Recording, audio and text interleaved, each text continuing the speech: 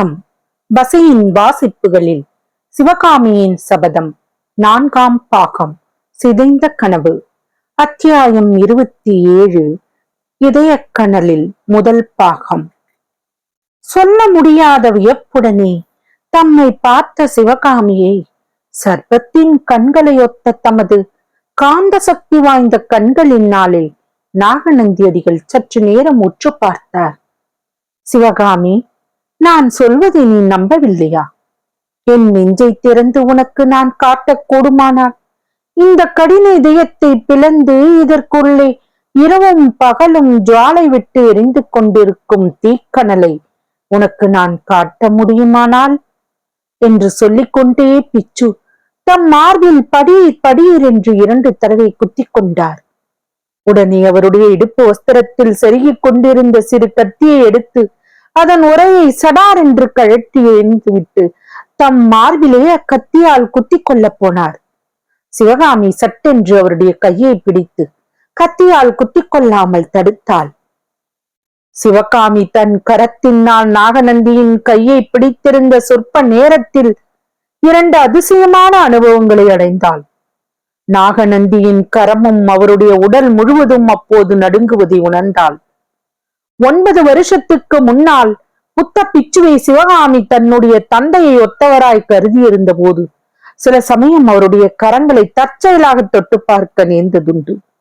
அப்போது அவளுடைய மனதில் இது என்ன வஜ்ர சரீரம், இவருடைய தேகமானது கேவலம் சதை, இரத்தம், நரம்பு, தோல் இவற்றின் சேர்க்கையே பெறாமல் முழுவதும் எலும்பில்லால் ஆனதாக அல்லவா தோன்றுகிறது.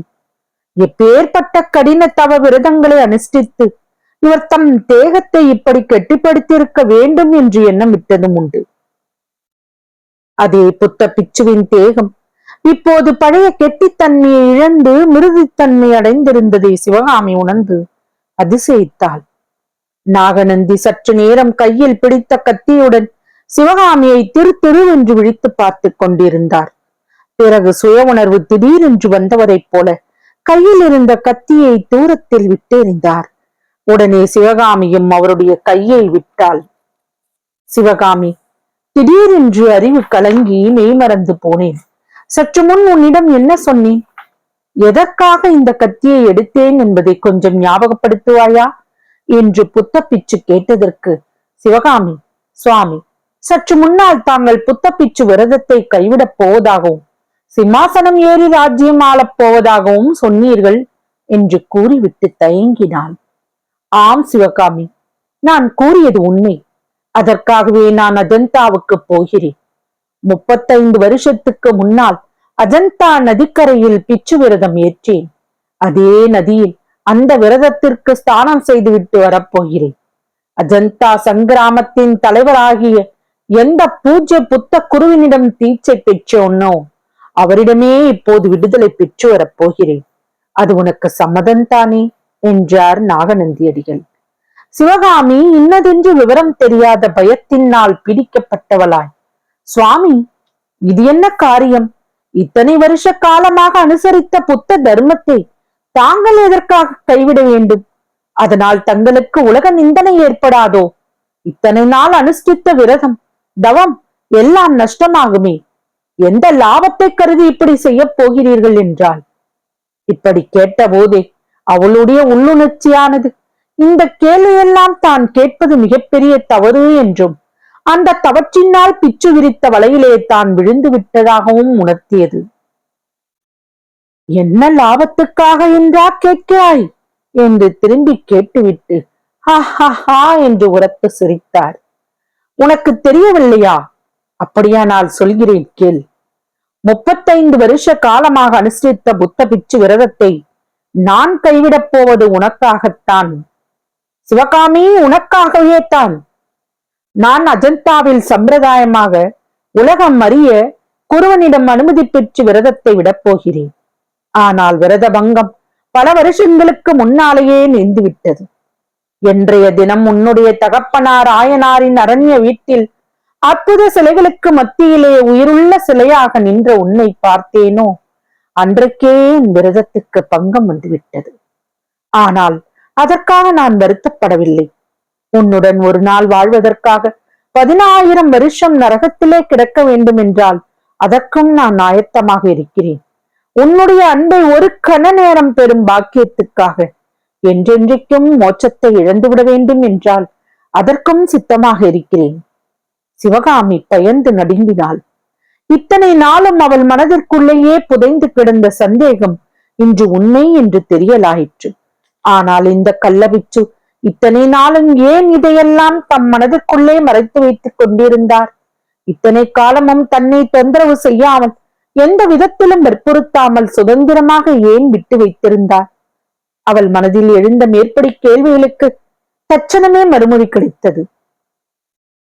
சிவகாமி, என்னுடைய ஆத்மாவை நான் காப்பாற்றிக் கொள்வதற்கும் உன்னுடைய வாழ்க்கை சுகத்தை நீ பாதுகாத்துக் கொள்வதற்கும் ஒரு சந்தர்ப்பம் 9 வருஷத்துக்கு முன்னால் ஏற்பட்டது. மாமல்லன் இங்கு வந்து உன்னை அழைத்த போது நீ அவனுடன் போயிருந்தாயானால், அல்லது உன்னை அவனிடம் சேர்ப்பிப்பதற்கு எனக்காவது ஒரு சந்தர்ப்பம் கொடுத்திருந்தாயானால், நான் என் விரதத்தை ஒருவேளை காப்பாற்றிக் கொண்டிருப்பேன். நீயும் உன் வாழ்க்கை இன்பத்தை பாதுகாத்துக் கொண்டிருக்கலாம். ஆனால் நீ என் உண்மையான நோக்கத்தை தெரிந்து கொள்ளாமல் அனாவசியமாக சந்தேகித்து விஷக்கத்தியை என் முதுகின் மேல் எரிந்து காயப்படுத்தினாய். அப்போது அந்த விஷக்கத்தி என்னை கொல்லவில்லை. ஆனால் அதே கத்தியானது இப்போது என்னை தாக்கினால் அரை நாழிகை நேரம் கூட என் உயிர் நிற்காது. சிவகாமி, சற்று முன்னால் என் கரத்தை நீ பிடித்த போது உன் மனதில் ஒரு சந்தேகம் உதித்தது.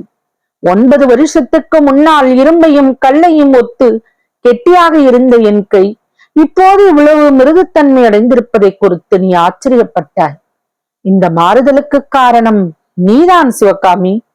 கடுமையான தவ விரதங்களை அனுசரித்து என் தேகத்தை நான் அவ்வாறு கெட்டுப்படுத்திக் கொண்டிருந்தேன்.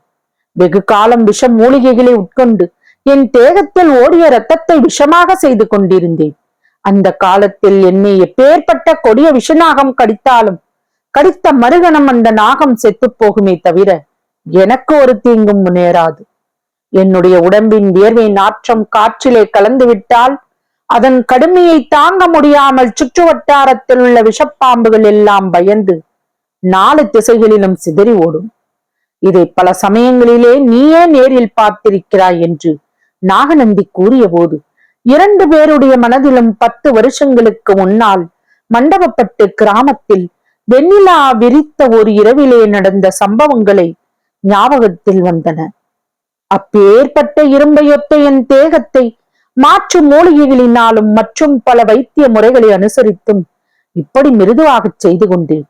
என் ரத்தத்தில் கலந்திருந்த விஷத்தை முறிவு செய்தேன். சென்ற 9 வருஷம் இந்த முயற்சியிலே தான் ஈடுபட்டிருந்தேன்.